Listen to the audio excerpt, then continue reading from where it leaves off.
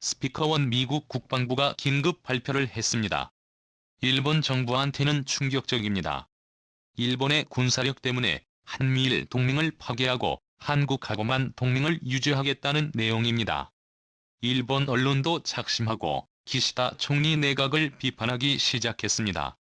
어떤 일인지. 일본 정부는 5일 북한이 최소 6발의 탄도미사일을 발사했다고 발표했습니다. 8발로 발표한 한국 정부와 차이가 있는 것으로 드러났습니다. NHK 니혼게이제이 신문 등에 따르면 일본 방위성은 이날 오전 북한이 3곳 이상에서 최소 6발의 탄도 미사일을 발사했다고 밝혔습니다. 구체적으로는 첫 번째 탄도미사일은 오전 6시 6분께서 한부근에서 동쪽으로 발사됐습니다. 최고 고도는 약 50km, 비행거리는 약 350km입니다. 두 번째는 오전 6시 10분께 동안 부근에서 동쪽으로 발사됐습니다. 최고 고도 약 50km, 비행거리 약 300km 했습니다.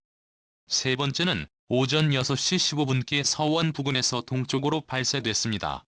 최고 고도는 약 50km, 비행거리는 약 400km입니다. 이어 네 번째 발은 오전 9시 23분께 내륙2 부근에서 동쪽으로 발사됐습니다. 최고 고도는 약 100km, 비행거리는 350km 했습니다. 다섯 번째 발은 약 9시 30분께서 한부근에서 동쪽으로 발사됐습니다. 최고 고도는 약 50km, 비행거리는 약 400km입니다. 여섯 번째는 오전 6시 41분께 내륙부에서 동쪽으로 발사됐습니다. 최고 고도는 약 100km, 비행거리는 300km로 추정됩니다. 방위성은 6발 모두 일본의 배타적 경제 수역 바깥으로 낙하한 것으로 추정했습니다. 6발 외에도 미사일을 발사했을 가능성이 있다고 밝혔습니다. 또한 6발 가운데 변칙 궤도로 비행한 것이 포함된다고 했습니다. 기시 노부오 방위상은 단시간에 3곳 이상에서 그렇게 많은 미사일 발수가 발사된 것은 이례적이라고 할 수 있다며 단연코 용인할 수 있는 것이 아니다고 밝혔습니다. 그는 연속 발사 능력 향상이라는 목적이 있을 가능성이 있다고 이번 발사의 목적을 추정했습니다. 아울러 북한의 중국 베이징 외교 경로를 통해 항의했다고 밝혔습니다. 현재 일본 선박의 피해는 보고되지 않았다고 했습니다. 기시다 후미오 총리도 이날 북한의 탄도미사일 발사를 규탄했습니다. 후쿠시마현 가스라오무라를 방문 중이던 그는 기자들에게 북한은 올해 들어 신형 대륙간 탄도미사일 ICBM을 포함해 높은 빈도로 미사일 발사를 반복하고 있다고 말했습니다. 이어 일련의 북한의 행동은 지역 및 국제사회의 평화와 안정을 위협하는 것으로 결코 용서할 수 없다고 비판했습니다. 이번 탄도미사일 발사도 국제법 위반이다. 강하게 비난한다며 이미 북한에 대해 엄중히 항의한 참이라고도 말했습니다. 그러면서 이달 8일 일미한 외무차관급 협의를 실시하는 등 계속 미국 한국과도 긴밀히 협력하며 정보 수집 경계 감시에 전력을 다하겠다. 이와 함께 우리나라의 평화와 안전 확보에 만전을 기하겠다고 강조했습니다. 또한 그는 마스노 히로카즈 관방장관에게 전화를 걸어 항공기 등의 안전 확인 정보 수집과 정보 제공을 위해 노력 등을 하도록 지시를 내렸다고 밝혔습니다. 그러나 여기서부터 한국과 일본의 군사력 차이가 보였습니다. 일본과 다르게 우리는 정확하게 예측을 했는데요. 같은 날 오전 우리 합동참모본부는 우리 군은 오늘 9시 8분경부터 9시 43분경까지 북한이 평양 순안 평안남도 개천 평안북도 동창리 함경남도 함흥 일대에서 발사한 단거리 탄도미사일 SRB에 몇 발을 포착했다고 밝혔습니다. 북한이 4곳에서 단거리 탄도 미사일인 KN-23과 KN-24, KN-25 그리고 신형 전술 유도무기 등을 동원한 것으로 풀이됩니다. KN-23은 북한산 이스칸데르, KN-24는 북한 플레이테킴스, KN-25는 초대형 방사포 신형 전술 유도무기는 지난 4월 16일 처음 시험 발사된 신형 미사일입니다. 일본 정부가 세 곳에서 최소 6발을 발사했다고 파악한 것과 차이가 있습니다. 일본은 탄도미사일로만 발표하고 우리 정부는 SIBM라고 구체적으로 제시한 점도 차이가 납니다. 한일의 북한 미사일 발사파 정보가 일치하지 않은 것은 이번이 처음이 아닙니다.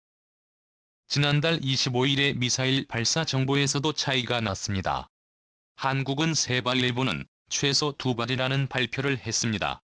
이와 관련 일본 유력지인 니케이는 북한의 미사일을 둘러싸고 한일의 발신 정보가 일치하지 않는 점이 눈에 띄는 것은 신경이 쓰인다라고 지적하고 정보의 올해는 유사시 치명상이 될 수 있다고 우려했습니다. 일본의 이러한 군사적 실책으로 우리 정부는 더욱 강경한 대응을 이어나가기 시작했습니다. 연중 수시로 독도와 인근 수역을 탐사 연구하는 한국해양과학기술원의 독도누리호가 이달 말 운항에 들어갑니다. 일본 정부가 반발하고 있지만 독도 조사에 대한 우리 정부의 기조는 변하지 않고 있습니다. 6일 카이스트에 따르면 독도누리호는 지난 4월 21일 경북 포항북고 항구동 포항광에서 취항식을 하고 현재 카이스트 전용 부두가 있는 경남 거제 나무연구소에서 최종 점검을 받고 있습니다. 빠르면 이달 말 카이스트 울릉도 독도 해양 연구기지가 있는 경북 울릉군 북면 현포리와 바다에 도착해 본격적인 독도 탐사에 들어갑니다. 일본 정부는 독도 누리호 취항을 예의주시하고 있는 것으로 알려졌습니다. 일본 정부는 이미 지난달 29일과 30일 해양조사원 조사선인 해양2000호의 독도 해역 조사에 공개적으로 불만을 표시했습니다. 지난달 30일 일본 해상보안청 순시선은 해양2000호에 무전을 했는데요. 일본의 동의가 없는 조사라며 조사 중단을 요구했다.